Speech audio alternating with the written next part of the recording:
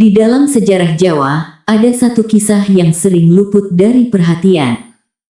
Bukan tentang perang besar atau perebutan tahta yang dramatis, melainkan tentang seorang raja yang perlahan dihapus dari panggung sejarah. Dia adalah Pakubuwono ke-6, Raja Kasunanan Surakarta yang berkuasa dari tahun 1823 sampai tahun 1830.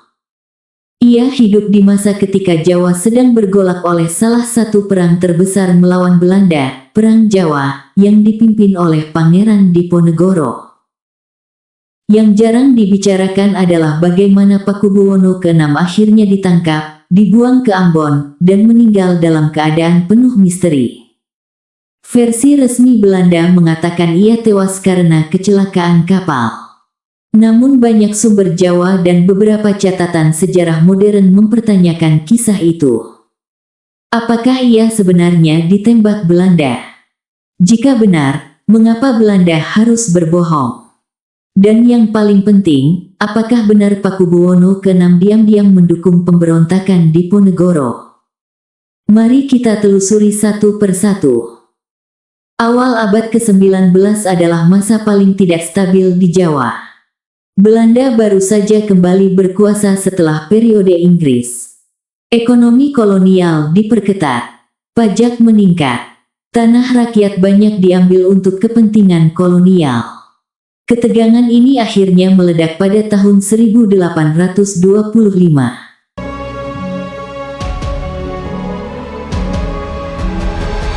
Diponegoro, seorang bangsawan Yogyakarta yang kecewa dengan campur tangan Belanda dalam urusan kerajaan, mengangkat senjata.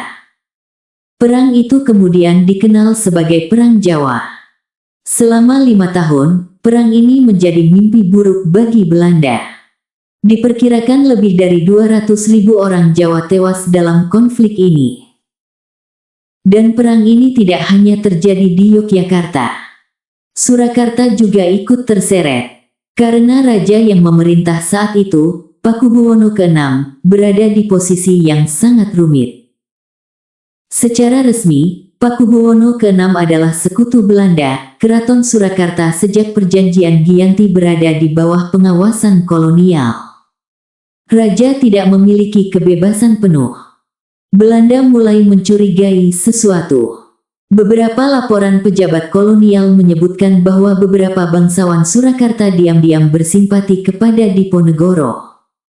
Bahkan ada dugaan bantuan logistik dan perlindungan. Belanda tidak pernah menemukan bukti langsung bahwa Pakubuwono ke-6 memimpin pemberontakan.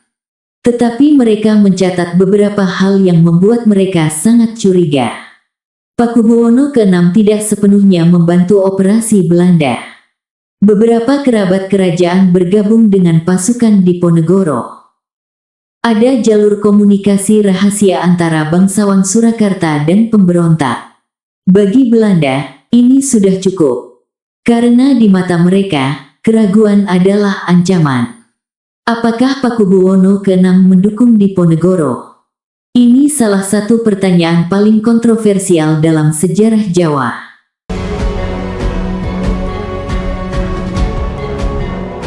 Beberapa sejarawan berpendapat bahwa Pakubuwono ke-6 tidak secara terbuka membantu Diponegoro. Namun ia juga tidak benar-benar memusuhi Diponegoro. Ada beberapa kemungkinan. 1. Simpati diam-diam. Diponegoro masih memiliki hubungan keluarga dan budaya dengan elit Jawa. Banyak bangsawan sebenarnya simpati, tetapi tidak berani melawan Belanda secara langsung. 2. Politik bertahan hidup. Pakubuwono ke-6 mungkin berusaha menjaga jarak dari kedua pihak. Jika Diponegoro menang, ia tidak ingin dianggap pengkhianat. Jika Belanda menang, ia juga tidak ingin dianggap pemberontak. Masalahnya, Belanda tidak menyukai raja yang tidak sepenuhnya loyal. Pada tahun 1830, Perang Jawa berakhir. Diponegoro ditangkap melalui tipu daya dalam perundingan di Magelang. Setelah perang berakhir, Belanda mulai membersihkan semua potensi ancaman politik di Jawa. Pakubuwono ke-6 masuk daftar.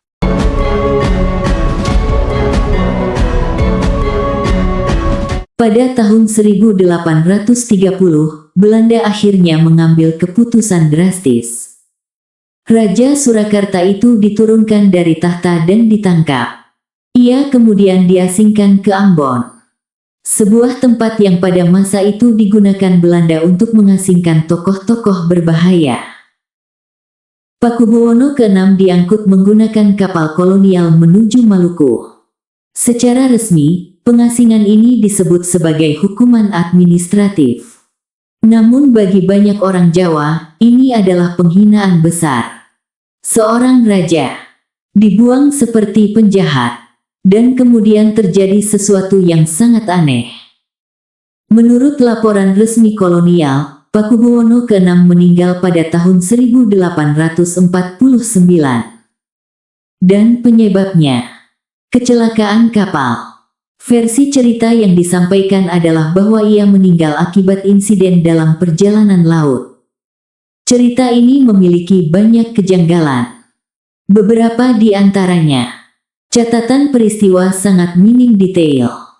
Tidak ada laporan saksi yang jelas. Kronologi kejadian tidak konsisten dalam beberapa arsip. Bagi sebagian peneliti, ini terlihat seperti cerita yang disederhanakan, atau bahkan cerita yang dibuat-buat.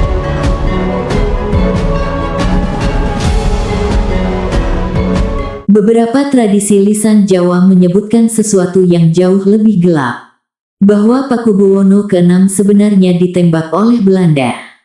Mengapa? Ada beberapa teori. Teori pertama, ia dianggap masih berbahaya. Walaupun diasingkan, seorang raja Jawa masih memiliki pengaruh simbolis besar. Jika terjadi pemberontakan baru, namanya bisa digunakan sebagai simbol perlawanan. Belanda mungkin ingin menghilangkan potensi itu selamanya. Teori kedua, konflik selama pengasingan. Ada kemungkinan terjadi konflik antara Pakubuwono ke-6 dan pejabat kolonial di Ambon. Jika ia dianggap membangkang, Belanda mungkin memilih jalan keras. Teori ketiga, kematian yang tidak sengaja. Beberapa spekulasi mengatakan penembakan mungkin terjadi saat insiden keamanan, bukan eksekusi formal. Namun kemudian cerita itu ditutup. Mengapa harus berbohong? Ini pertanyaan penting. Jika benar ia ditembak, mengapa Belanda tidak mengatakan saja? Jawabannya mungkin sederhana. Karena membunuh seorang raja Jawa bisa memicu pemberontakan baru. Bayangkan dampaknya jika rakyat Jawa tahu bahwa penguasa kolonial mengeksekusi seorang susuhunan. Situasi politik bisa meledak lagi.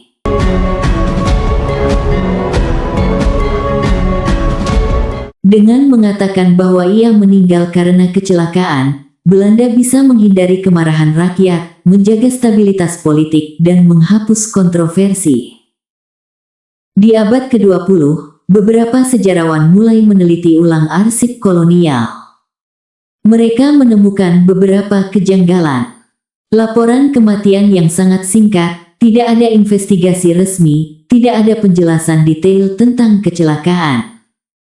Hal-hal ini membuat sebagian peneliti berpendapat bahwa versi resmi mungkin tidak lengkap. Namun sampai hari ini, tidak ada dokumen definitif yang membuktikan penembakan. Yang ada hanyalah tradisi lisan Jawa, kecurigaan historiografi dan kejanggalan arsip. Setelah kematiannya, Belanda menobatkan pengganti baru di Surakarta. Nama Pakubuwono ke-6 perlahan menghilang dari panggung politik. Namun di dalam memori budaya Jawa, ia tetap dikenang sebagai raja yang dicurigai membantu Diponegoro, diturunkan oleh Belanda dan meninggal secara misterius di pengasingan.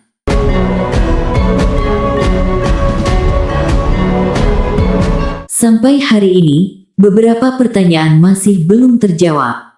Apakah Pakubuwono ke-6 benar-benar mendukung Diponegoro? Apakah ia dibunuh oleh Belanda? Apakah cerita kecelakaan kapal hanyalah cerita penutup untuk menenangkan Jawa? Atau semua ini hanyalah spekulasi yang muncul karena kurangnya arsip? Sejarah kadang tidak memberikan jawaban yang pasti. Namun justru disitulah misterinya. Kisah Pakubuwono ke-6 adalah contoh bagaimana sejarah sering ditulis oleh pihak yang berkuasa. Dokumen resmi mengatakan satu hal. Tradisi rakyat mengatakan hal lain. Dan di antara keduanya, terdapat ruang besar bagi pertanyaan. Apakah kita sedang melihat raja yang dihukum karena diam-diam melawan kolonialisme? Atau hanya seorang penguasa yang terjebak dalam permainan politik yang lebih besar dari dirinya? Satu hal yang pasti, misteri kematian Pakubuwono ke-6 masih menjadi salah satu teka-teki paling menarik dalam sejarah Jawa. Saya Kem Utami, pamit. Jangan lupa like dan subscribe ke channel Obrolan Haris. Sampai jumpa di penelusuran berikutnya. Rahayu.